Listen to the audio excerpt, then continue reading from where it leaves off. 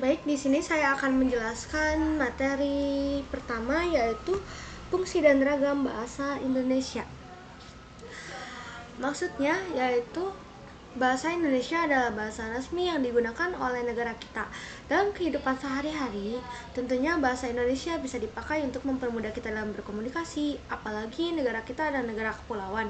Pastinya banyak beragam suku dan bahasa yang ada di Indonesia. Contohnya seperti bahasa Sunda dan bahasa Jawa.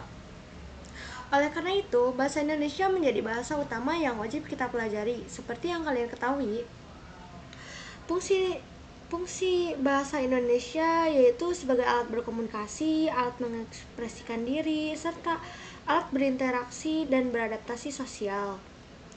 Fungsi bahasa Indonesia terbagi ke dalam dua bagian, yaitu bahasa negara serta bahasa nasional. Selanjutnya kita akan membahas ragam bahasa. Ragam bahasa yaitu variasi bahasa yang terjadi karena pemakaian bahasa. Maksudnya di sini yaitu merujuk pada variasi penggunaan bahasa yang dipengaruhi oleh faktor-faktor tertentu seperti situasi, tempat, waktu, serta latar belakang sosial penutur. Ragam bahasa memiliki fungsi penting dalam komunikasi karena membantu penutur menyesuaikan penggunaan bahasa dengan konteks yang dihadapi, sehingga pesan yang disampaikan dapat lebih efektif dan sesuai dengan keadaan. Berikut ini adalah beberapa ragam bahasa yang umum digunakan. Yang pertama yaitu berdasarkan cara berkomunikasi. Cara ini terbagi ke dalam dua bagian, yaitu ragam tulisan dan ragam lisan. Pertama, kita akan menjelaskan ragam tulisan.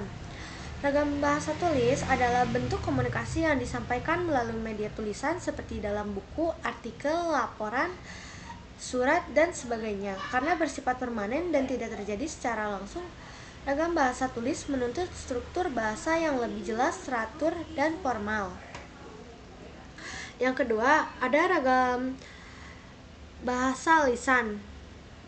Merupakan bentuk komunikasi yang disampaikan melalui ujaran atau percakapan langsung, seperti dalam dialog sehari-hari, diskusi, atau pidato. Karena terjadi secara langsung dan spontan, ragam bahasa lisan cenderung lebih fleksibel.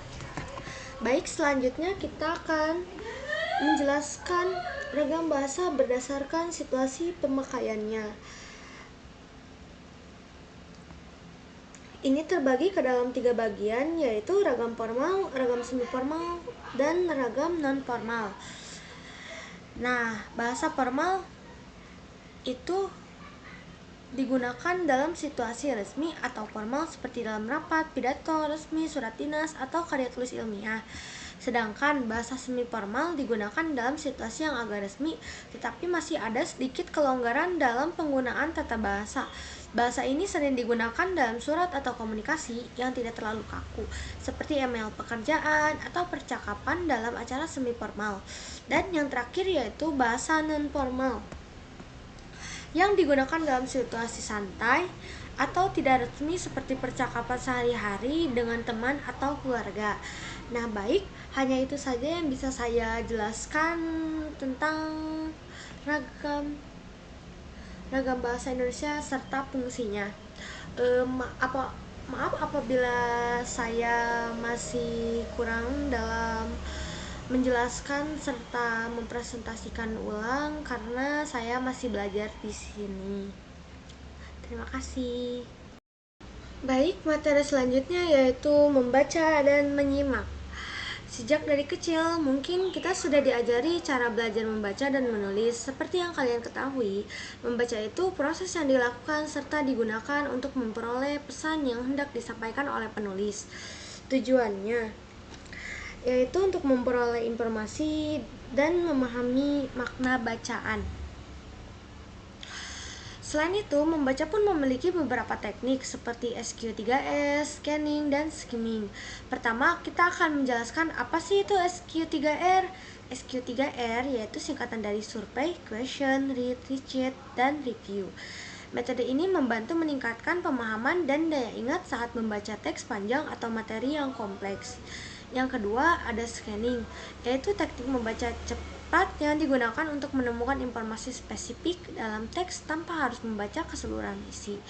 Ketika menggunakan teknik scanning, pembaca tidak perlu memperhatikan detail-detail kecil, tetapi fokus pada pencarian kata kunci, angka, atau informasi tertentu yang diinginkan, seperti tanggal, nama, dan lain-lain. Contohnya seperti mencari nomor telepon di buku telepon. Dan teknik membaca yang terakhir adalah skimming. Skimming adalah teknik membaca dengan cepat untuk mengetahui isi umum atau bagian suatu bacaan. Selanjutnya, kita akan menjelaskan apa sih itu menyimak. Nah, menyimak itu adalah memperhatikan dengan seksama apa yang diucapkan oleh penutur untuk mendapatkan suatu informasi. Dalam menyimak, seseorang tidak hanya menerima pesan begitu saja, tetapi juga berusaha untuk menganalisis pesan tersebut. Analisis ini dilakukan untuk membedakan ide pokok, ide bawahan, dan ide penunjang. Menyimak juga memiliki beberapa tingkatan, seperti mendengar, memberi reaksi, mengevaluasi, dan menginterpretasikan. Dan yang terakhir yaitu tantangan dalam menyimak, yaitu perhatian yang teralihkan, adanya gangguan, tidak mengindahkan pesan, penilaian yang terburu-buru, serta kurangnya pendengaran. Baik, hanya itu saja yang bisa saya jelaskan untuk materi kedua. Baik, materi selanjutnya yaitu ringkasan, ikhtisar, dan resensi. Sebenarnya ketiganya itu hampir sama ya guys ya. Tujuannya untuk meringkas suatu bacaan. Tapi kita di sini akan menjelaskan ketiga-tiganya. Yang pertama kita akan menjelaskan ringkasan. Pengertian ringkasan yaitu membedakan suatu bacaan dengan mengambil intisarinya tanpa mengubah struktur wacana. Tujuannya untuk membantu pembaca mengetahui isi buku tebal atau karangan panjang dalam waktu singkat. Langkah-langkah membuat ringkasan yaitu membaca naskah asli, mencatat gagasan utama, menyusun kembali gagasan utama dengan struktur yang benar, dan mempertahankan bahasa atau sudut pandangan pengarang. Nah, baik, yang selanjutnya yaitu ikhtisar. Pengertian ikhtisar itu hampir sama ringkasan. Tujuannya untuk memendekkan suatu bacaan atau buku karangan dalam waktu singkat. Bentuk-bentuk ikhtisar itu ada 3. Yang pertama itu sebagai bahan, yang kedua kerangka, yang ketiga kalimat. Nah, selanjutnya kita akan menjelaskan pengertian resensi. Pengertian resensi yaitu karangan yang berisi penilaian terhadap suatu karya tulis. Tujuannya memberikan gambaran dan penilaian umum kepada pembaca mengenai suatu karya, baik itu buku, film, pertunjukan, atau karya lainnya. Nah, ada beberapa unsur yang perlu diresensi, yaitu jenis buku, identitas buku, seperti penulis, penerbit, tahun terbit, tebal halaman, dan harga. Juga tujuan pengarang buku, tujuan dan kata pengantarnya juga ya guys ya. Terus yang terakhir itu keunggulan dan kelemahan buku. Nah, itu adalah unsur-unsur yang perlu diresensi. Langkah-langkah membuat resensi itu: pertama, membaca dengan cermat. Kedua, menuliskan kelemahan dan kelebihan buku dan informasi penting lainnya. Ketiga, keunggulan dan kelemahan buku. Keempat, yaitu membuat ikhtisar atau ringkasan terlebih dahulu. Nah, hanya itu saja penjelasan tentang ringkasan, ikhtisar, dan resensi. Materi yang keempat yaitu diksi. Di sini kita akan menjelaskan pengertian diksi. Diksi adalah hasil dari proses memilih kata tertentu untuk dipakai dalam kalimat, alinea, dan wacana. Pemilihan kata dapat dilakukan bila tersedia jumlah kata yang artinya hampir sama atau bermiripan. Untuk memilih kata yang tepat, diperlukan analisis dan pertimbangan tertentu. Diksi juga memiliki syarat ketepatan pemilihan kata, yaitu ada denotasi yang merupakan makna kata sebenarnya yang apa adanya sesuai dengan indera manusia. Yang kedua yaitu konotasi, adalah tautan pikiran yang menimbulkan nilai rasa pada diri seseorang ketika ia sedang berhadapan dengan sebuah kata. Yang ketiga yaitu sinonim. Sinonim merupakan bentuk bahasa yang maknanya mirip atau sama dengan bentuk bahasa lain. Yang keempat, ada kata-kata yang mirip.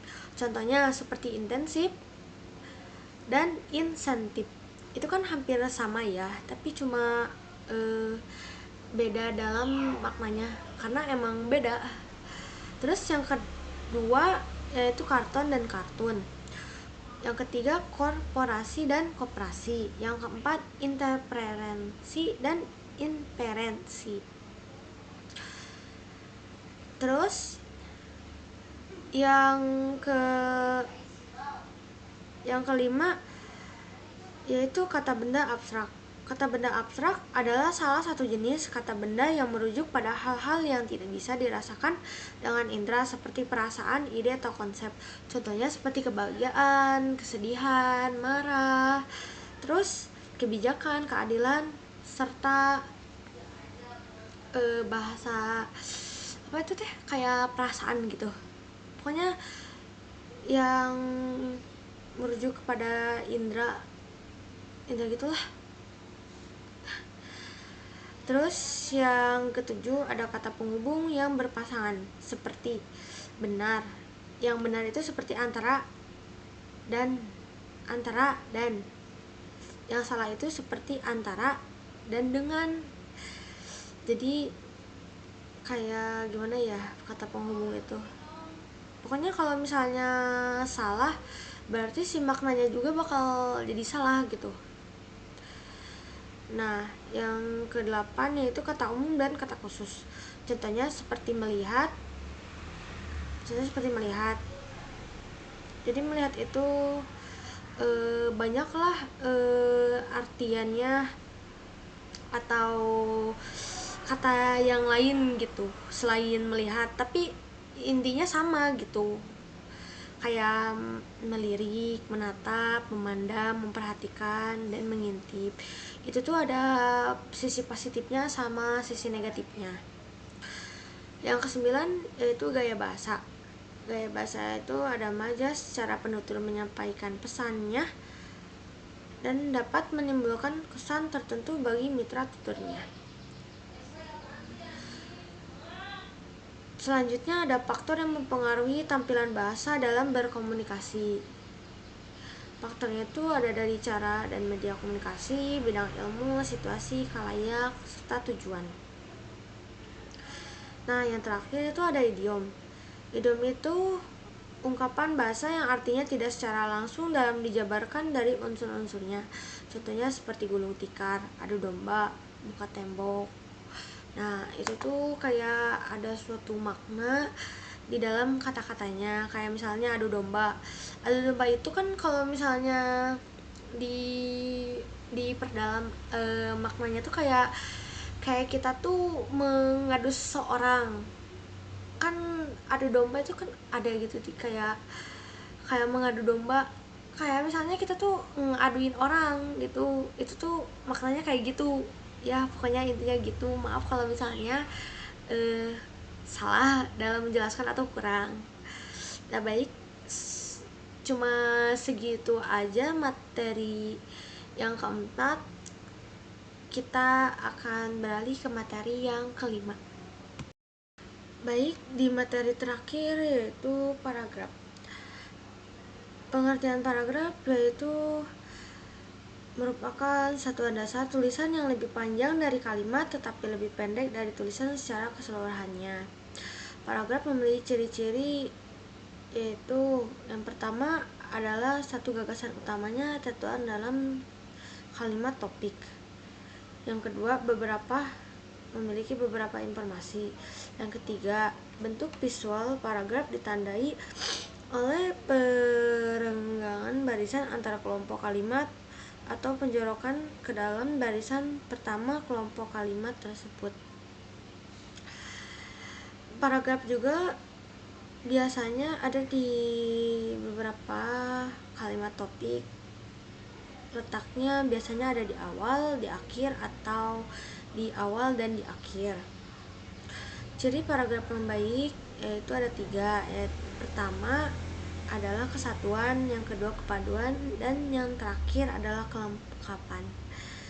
Baik, sekian Baik, terima kasih. Hanya itu saja yang bisa saya sampaikan. Mohon maaf jika presentasi saya masih kurang dan dalam cara pengucapan serta